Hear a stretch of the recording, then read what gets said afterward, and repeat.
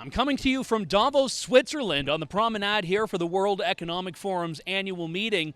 One thing I would note that's been a recurring theme throughout the conference has been discussion about climate change, the transition away from traditional oil and gas, the transition away from the energy sector, which is the backbone in many regards of the Canadian economy. So as a Canadian, I've been paying particularly close attention to the prescriptions that are being given here by the Davos elites for what the rest of us need to do. As you heard yesterday, some people are even suggesting we need to have a tracker that monitors our carbon footprint by tracking what we eat, what we do when we travel, where we travel, how we travel, all of that fun stuff. And it's interesting when you look around and see the private jets and the limousines, you have to wonder, are these people just prescribing things for the rest of us that they don't intend to live by?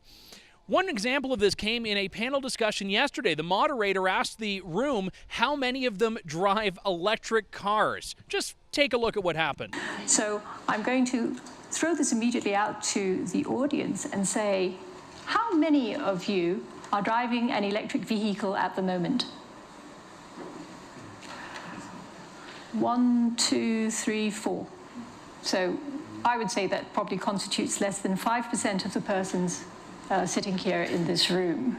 You know, I think the moderator did a tremendous job there. She was trying to make the point that I think all of us outside of the World Economic Forum, outside of Davos would see, which is that a lot of these people don't practice what they preach. Only 4 people in the room put up their hands. She said it's about 5% or so. That's assuming there was just under 100 people in that room. So what we see here is a big divide between what's being promoted for us and what's actually being done by the people here.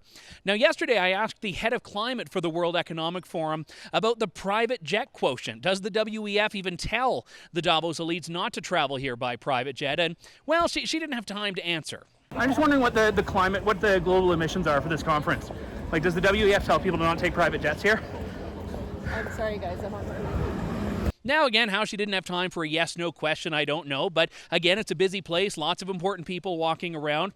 I asked the same question with Adrian Monk of the World Economic Forum today, and he, to his credit, did take some time to chat. Here's our exchange. Mr. Monk, hi. Andrew Lawton with True North in Canada. Hey, do you have a Andrew. moment to chat about the carbon footprint of the conference? It's actually funny enough. Yeah. I need to take this gentleman. He does. I do.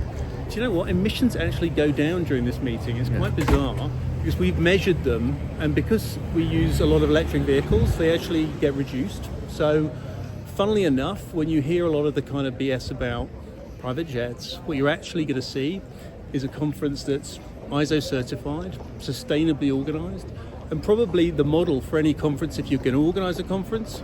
So if you or anyone you know needs advice or help, ask, because we know how to do it. But there are private jets, dozens of them, aren't there? Does the WEF tell attendees to not come by private jet? We do ask them not to, yeah. But they do anyway. And we come by, well, some do, and a fraction of them, frankly.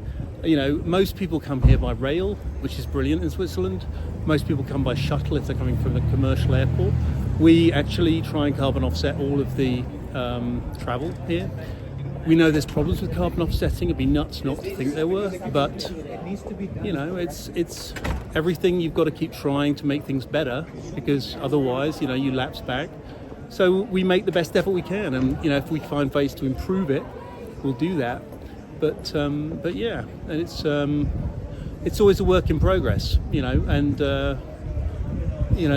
we're going to have an energy transition, and we want to be part of making sure that's the right transition. We've got a lot of people from the energy industry here, a lot of people from almost every industry represented, in fact, and trying to make sure that happens with people getting good jobs, making sure that they're looked after properly, making sure that energy stays cheap, affordable, and that people have a decent moment.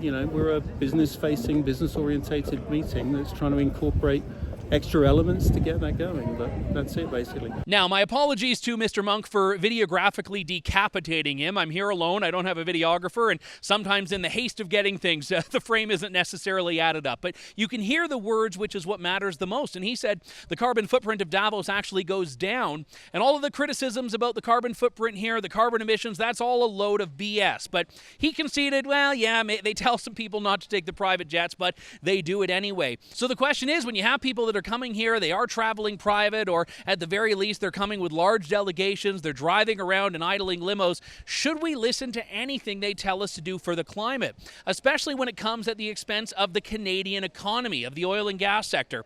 I would say no. For True North from Davos, I'm Andrew Lawton.